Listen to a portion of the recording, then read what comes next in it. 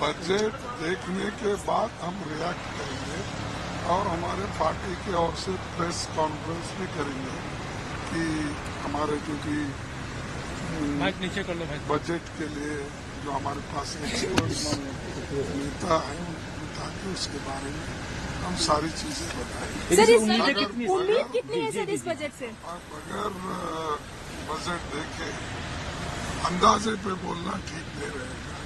अब आप थोड़ा इंतजार कीजिए दोपहर तक। तो जरूरत क्या है? देश लेकिन में ऐसी बजट होनी चाहिए जो आम जनता को राहत दे। मैंने देखो उम्मीद हम उनका रिपोर्ट देखने के बाद कैसा होना चाहिए था, कैसा है, ये हम बता देंगे। अब तो जो जैसा कि राष्ट्रपति जी का अभिभाषण हुआ उसमें तो कुछ नहीं दिखा है।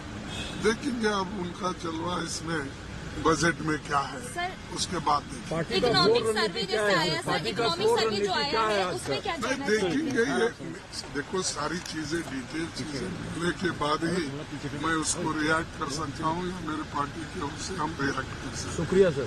बगैर मिले बोलना उतना उचित भी नहीं रहेगा। देखिए बजट जब प्रस्तुत होते हैं तो आम लोगों की जो एक्सपेक्टेशन उनको ध्यान रखते हुए किया जाना चाहिए।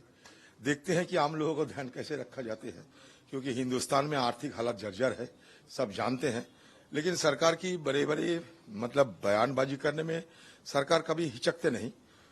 और ये लगता तो है कोई बजट हो, लेकिन कभी कभी ये प्रेसिडेंशियल एड्रेस हो, राष्ट्रपति जी की अभिभाषण भी हो, यह बजट हो, ये सारे एक इलेक्टोरल मैनिफेस्टो के रूप से पेश किया जाते हैं। हिंदुस्तान में गरीबी दिन पे दिन बढ़ते जाते हैं, हिंदुस्तान की आर्थिक हालत जर्जर होते जा रहे हैं और हिंदुस्तान की बेरोजगारी की जो बेतहाशा इजाफा हो रहे हैं, इसके मद्देनजर बजट प्रस्तुत होना चाहिए। और साथ साथ हमारे जो मतलब मिडिल क्लास है, लोअर मिडिल क्लास है, हमारे मजदूर है, किसान है, ये सारे जो हमारे हर वर्ग की जो लोग हैं, इनको सारे ख्याल रखा जाए, यही हमारा तो उम्मीद है।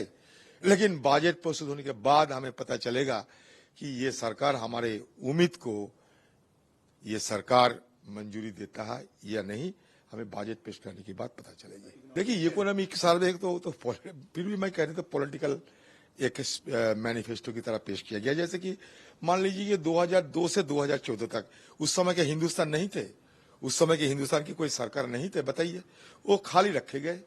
कभी अटल बिहारी वाजपेयी जी की जमाने और मोदी जी की जमाने, ये सारे मिला के क्या पेश किए पता नहीं। ये असलियत तो नहीं इसमें उभर कर आते हैं ना।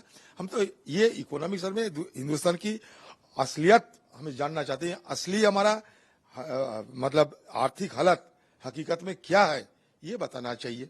आप देखते हैं कि कहीं हिंडनबर्ग के रिपोर्ट आते हैं, कभी हिंदुस्तान से बहुत सारे सरकार की साथ जिन लोगों को संबंध रहते थे, सारे लूट के चले गए, किसी के कोई परवाह नहीं। लूटो देश को, चले जाओ, बाहर मस्ती करो, ये सरकार चुपचाप बैठे हुए है।